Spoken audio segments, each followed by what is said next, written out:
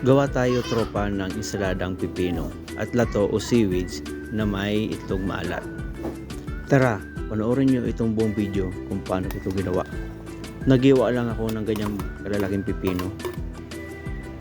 Nilagyan ko ng dalawang malaking sibuyas, yung pula, kamatis, 3 piraso.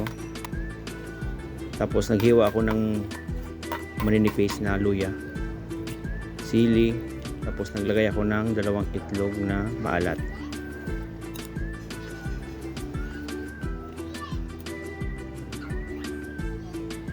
Naglagay ako ng kalahating kutsarang asin, paminta, kalamansi, 15 piraso. Halu-haluin lang natin yan. Tapos ilagay na natin ang seaweeds. 1/4 kilogram nga pala yan.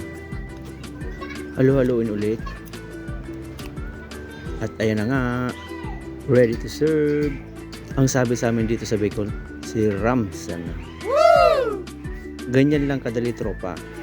Kaya subukan mo na rin gawin.